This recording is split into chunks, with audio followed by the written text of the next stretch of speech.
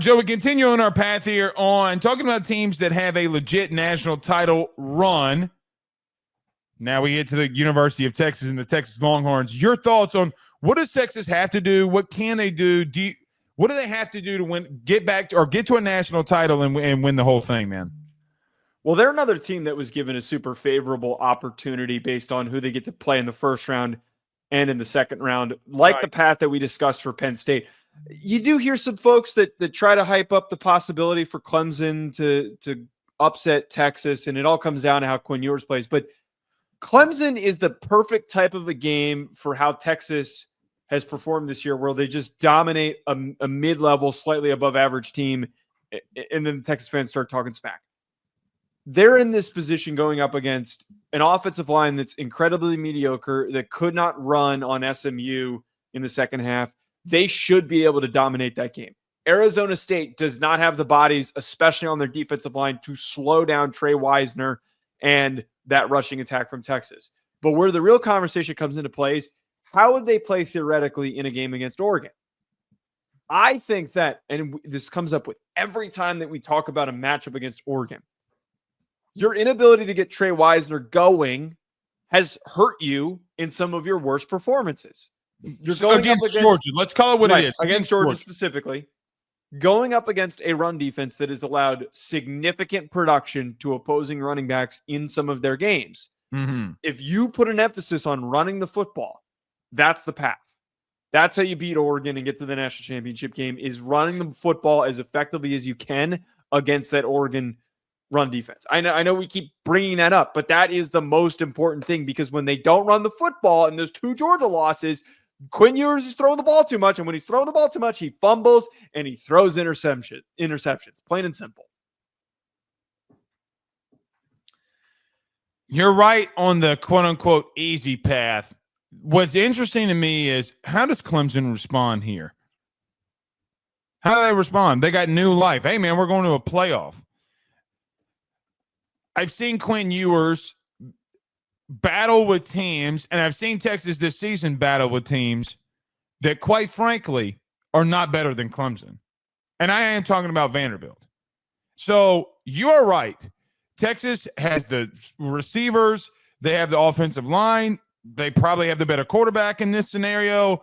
They have the better D-line, linebacker, secondary. You're right. Coaching staff. Got it all. Maybe not coaching staff. I mean, Dabo still won 2 national titles for what it's worth. I'm interested, man, because every time that Texas, it's a lot like Penn State, to what your credit was and what you said. Are you going to get over this hump? You've gotten back to where you want to be. Can you get over it? And I don't know if they can. And later down the road, I think they can early. I think they can against Clemson. I think they can against Arizona State. I think that they match up well against Oregon, for what it's worth. The question that I'm battling in my mind with Texas right now, Joe, is I picked Georgia to win the national title. I picked them in the preseason to win the national title. And yet here we are again. And I'm asking myself, if a team loses twice to my national champion, how do I react to it? Now, you're right. They weren't able to throw the ball. I mean, they weren't able to run the ball effectively enough, and that is their biggest issue. But here's what I do know.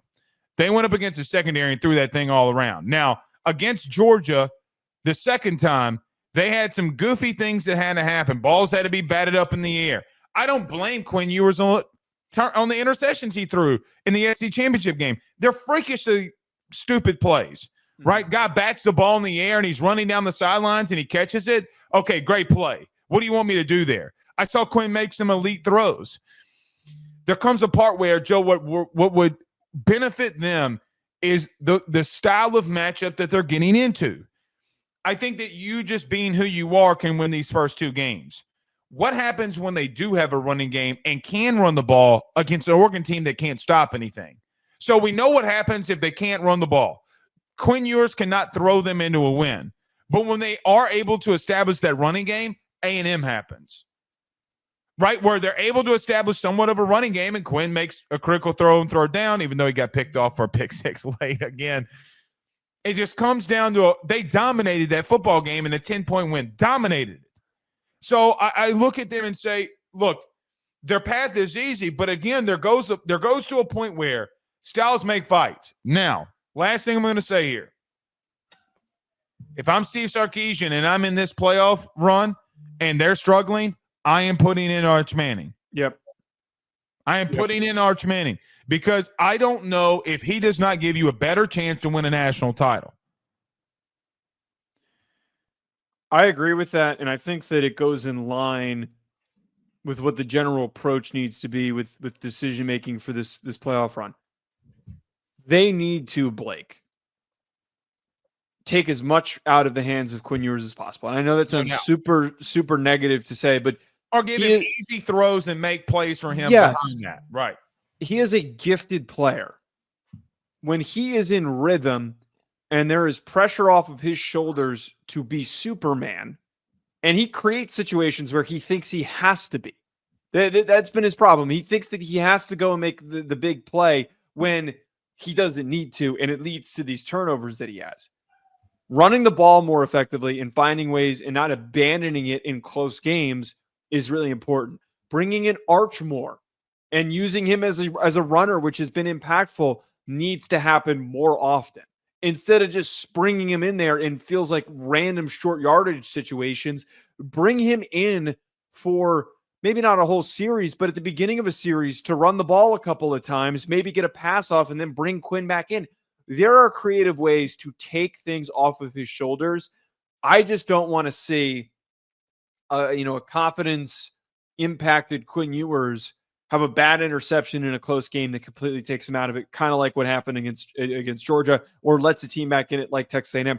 The teams in this field, most of them, minus the cupcakes that we've talked about, are much better offensively than Texas A&M. If you have those turnovers late in the game where you're leading by whatever it was, 17 points, and you can't finish, they will storm back on you. They have to be better at taking things off of his plate, because he is just not that type of a guy that is 400 yards, 70% completion percentage, and 4 touchdowns because they can't run the football. He's just not. Here's the thing, though. I'm going to end it with this. I keep thinking about Texas in my mind. If I'm saying that Georgia's the best team in the country, which is essentially what I'm saying with me picking to win a natty, then what am I saying about Texas really? They face the 73rd ranked run defense in Clemson. They face an Arizona State team that really stinks at stopping the run. And then you have an Oregon team that just gave up 290 yards to Penn State. There's one thing I do know about Texas. They are more physical than Penn State. I mean, I look, brother, they going to get after your ass if you're not careful. They just have an issue at running back at the current moment. It's not helping them. Again, their biggest weakness, we've seen it. It's not like you're going up against Georgia. Oh man, here comes Georgia. They got a good run defense. Like if they were facing Tennessee, Joe, in the matchup in a semifinal, yeah, brother, this ain't a good matchup for you, dog. Like you can't run on Georgia. You ain't gonna run on Tennessee neither, no. Big Daddy. Mm-hmm. So there just comes a part where if it is Oregon, I could see that path where it helps them offensively. Defensively, Joe, I'm going to keep saying this. They have not been tested through the air. Sorry, they hadn't. They hadn't been tested. Carson Beck has been all over the place all year. Gunnar Stockton, for what it's worth, went 12 of 18 against them. They were getting picked apart. Like, let's I know it's for 71 yards. I get it. They got picked apart. So if there is an offense that can throw the football too, boy. I'm not basing everything off the stat. I know what my eyes see. Okay. BetOnline remains your top spot for all of your live betting action and contests. NFL, college football, UFC, NHL are all in full swing. BetOnline is your number one source for wagering news, odds, trends, and predictions with both desktop and mobile access at any time. Head to BetOnline today and use promo code BELIEVE, that's BLEAV, for 50% off your first deposit. That is a 50% welcome bonus. BetOnline, where the game starts.